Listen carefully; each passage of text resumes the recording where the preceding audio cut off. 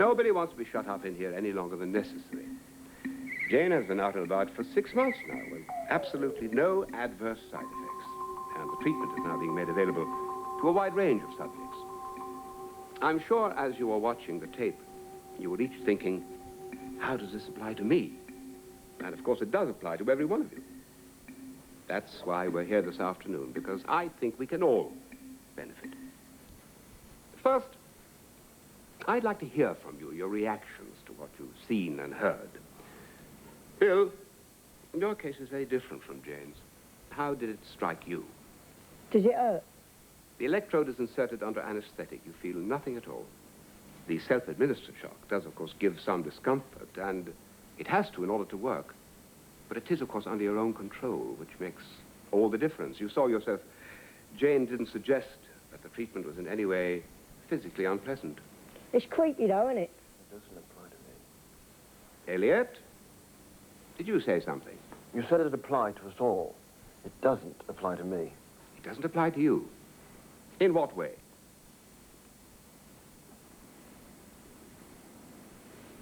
Elliot? What about you, Ron? Does it apply to you? I know you don't like being shut in. We talked about it the other day, didn't we?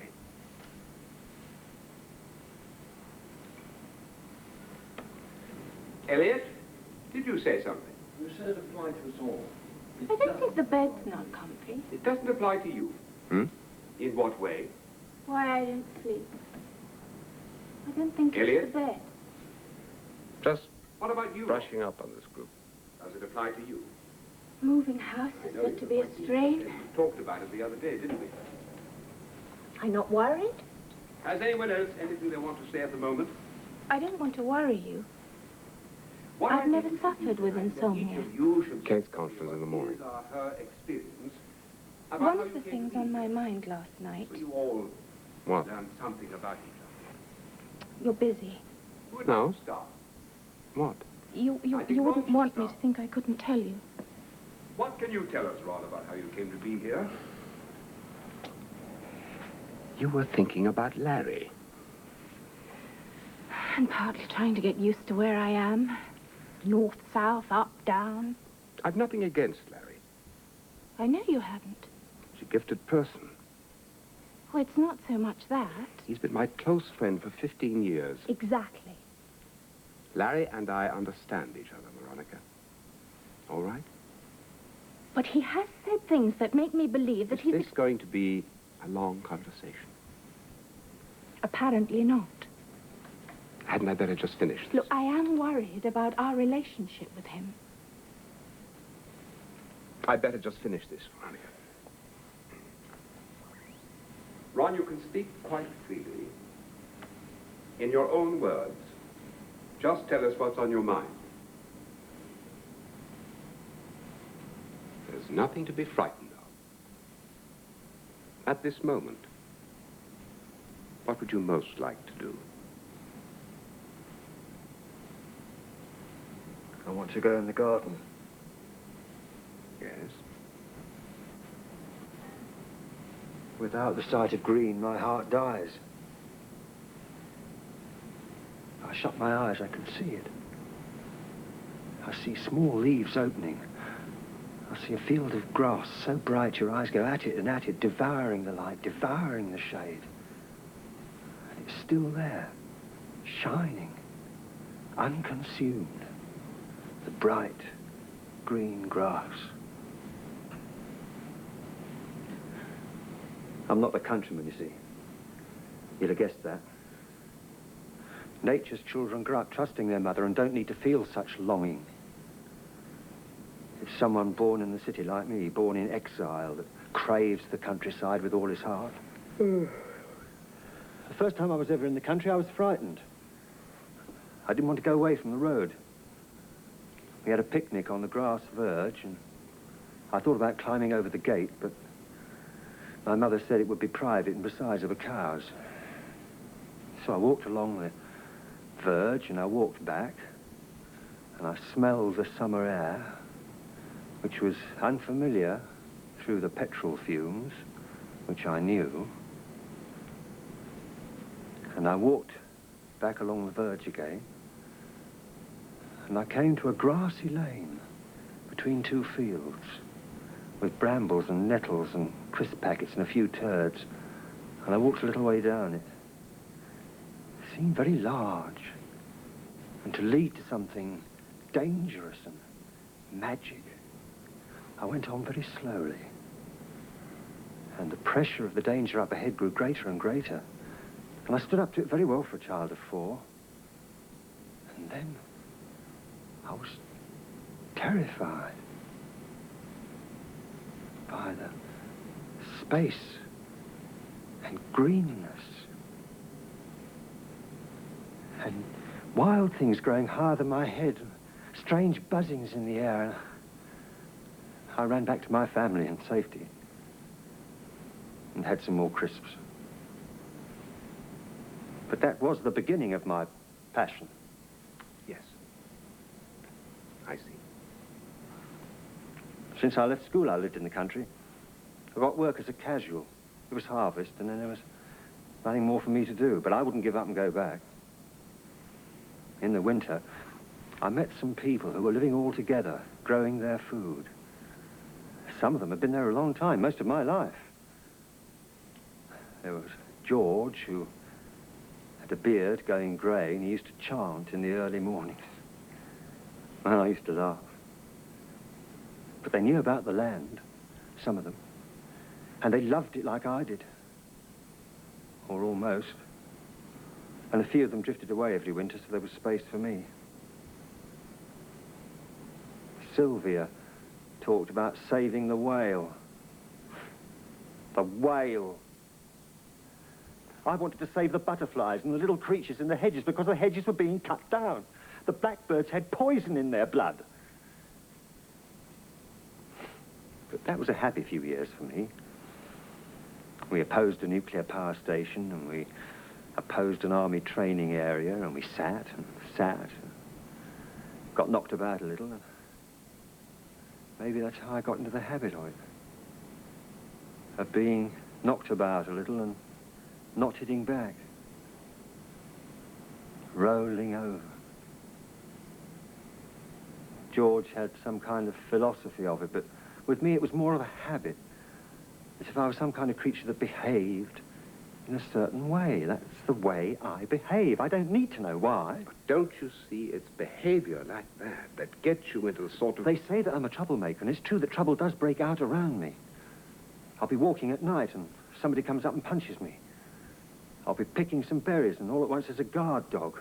There was a time, you see, when there were places you could go, and it wasn't anything in particular. It wasn't an army training area, and it wasn't a food production complex, and it wasn't a private wood, and it wasn't a leisure area either.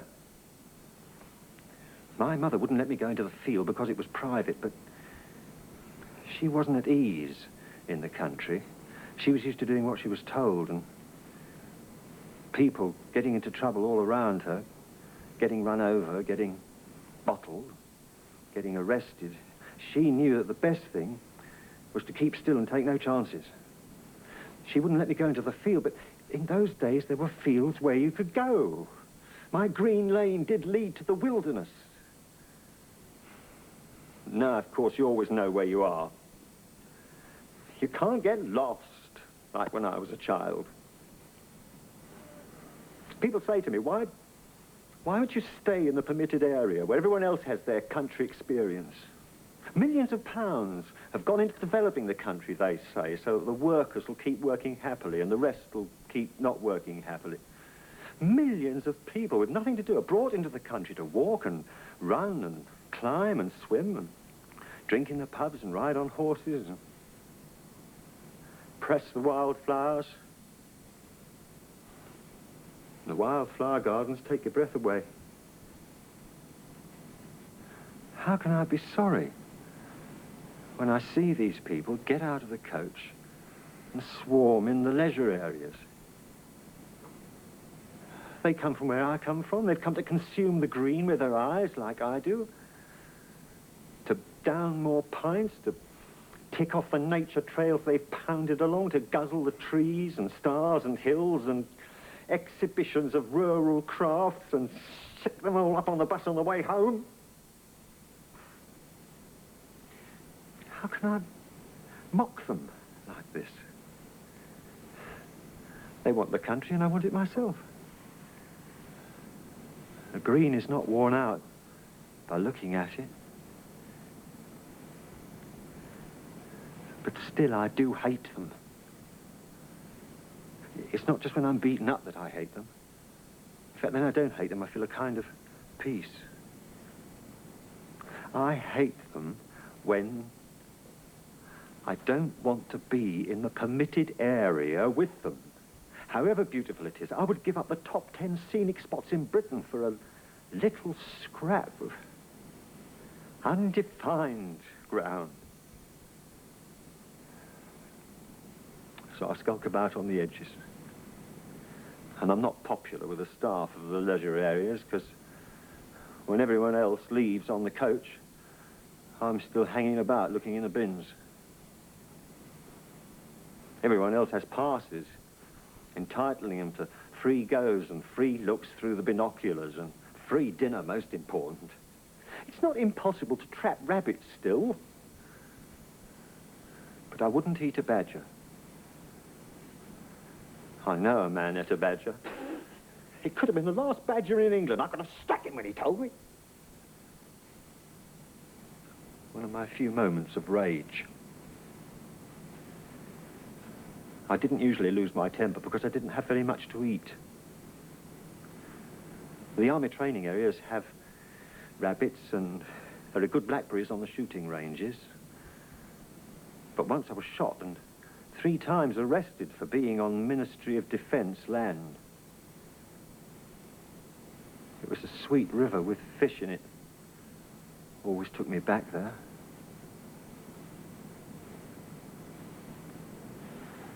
People always start by hitting me. Sometimes they hit me first and then start shouting. Often they hit me first and then start shouting and then hit me again, and it makes them angry when I don't hit them back. Sometimes it's young people who don't know any different. And sometimes it's people who own the land and know they're within their rights. And sometimes it's men in uniform, and they hurt most, but often the marks don't show because they know their job. And I'm found guilty of the trouble I cause. It is trouble, I know. Nobody likes violence, and I seem to cause it. I'll be walking at night, and if I meet a young man's eyes, he'll have me down. I do try to keep my eyes averted, but even keeping still, looking at the ground, I do attract their attention. It's not as if I speak to anyone. I can't be completely invisible. Here in prison, I seem to make the prisoners hit me. And the war does hit me a great deal. There are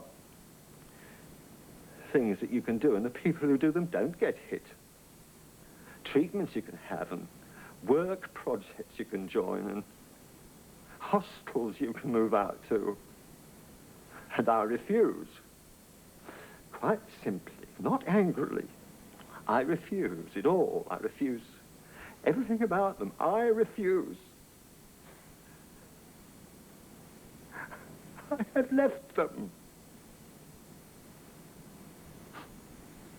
Insects, for example.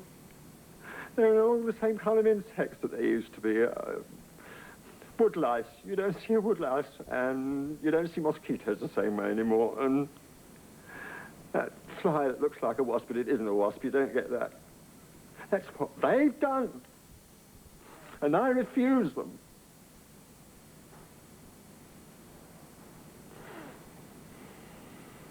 So, I have to stay inside.